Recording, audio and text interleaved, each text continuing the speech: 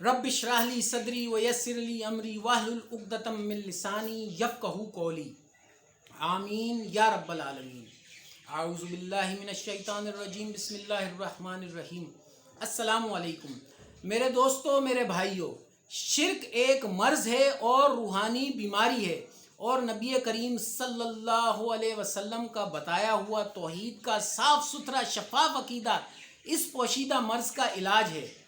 कुरान करीम लोगों के लिए नसीहत भी है और दिलों की बीमारियों की शिफा भी है, हमारे लिए हिदायत भी है और रहमत भी।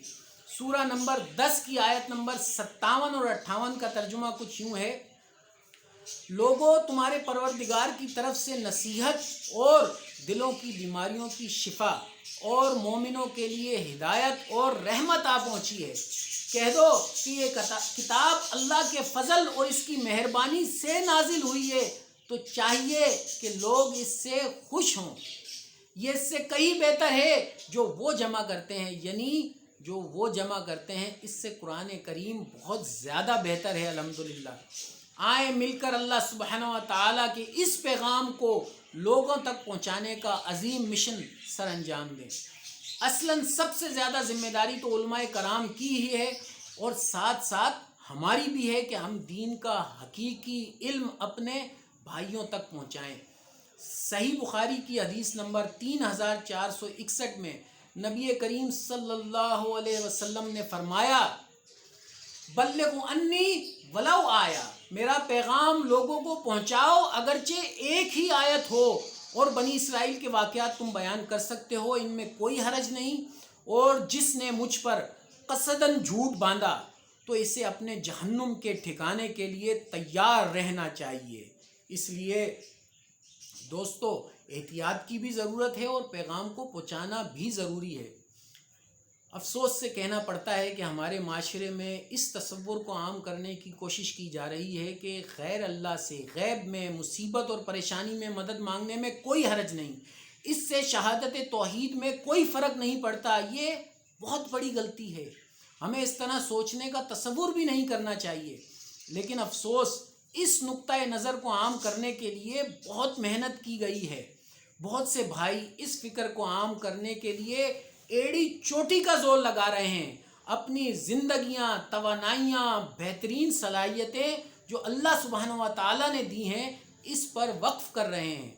मैं इन भाइयों से सवाल करता हूं कि कमोबेश 1,24,000 अंबिया कराम अलैहिमुस्सलाम दुनिया में तशरीफ़ लाए, क्या किसी एक ने भी ये पैगाम दिया?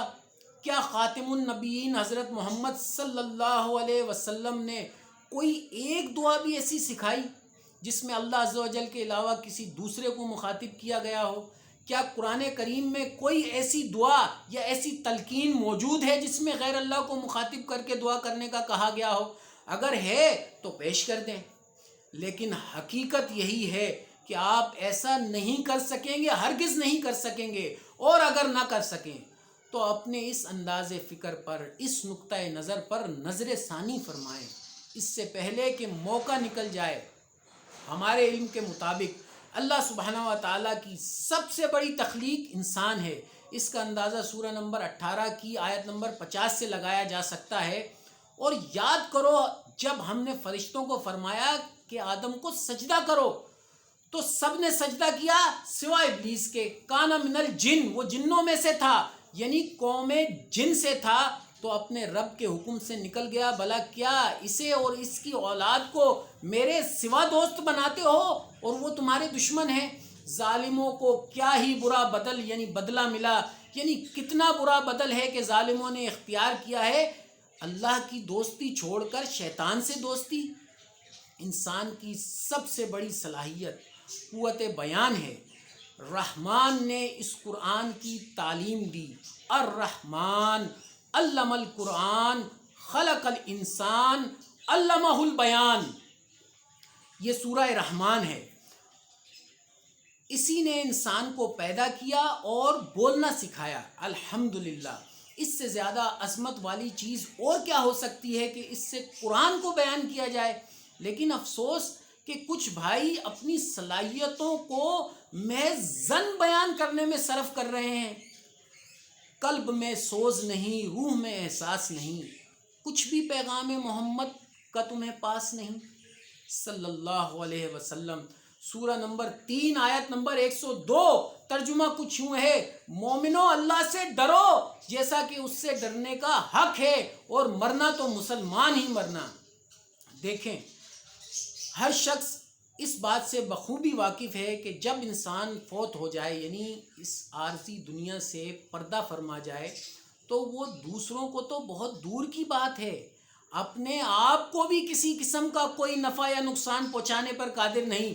صحیح مسلم حدیث نمبر 4223، رسول اللہ صلی اللہ علیہ وسلم نے فرمایا، جب انسان فوت ہو جائے تو اس کا عمل منقطع ہو جاتا ہے سوائے 3 اعمال کے: صدقہ جاریہ یا ایسا علم جس سے فائدہ اٹھایا جائے، یا نیک بیٹا جو اس کے لیے دعا کرے۔ یدی آدمی مر جاتا ہے تو اس کا عمل موقوف ہو جاتا ہے، مگر 3 چیزوں کا ثواب جاری رہتا ہے: ایک صدقہ جاریہ کا، دوسرے علم کا جس سے لوگ فائدہ اٹھائیں، تیسرے نیک بخت بچے جو اس کے لیے دعا کریں۔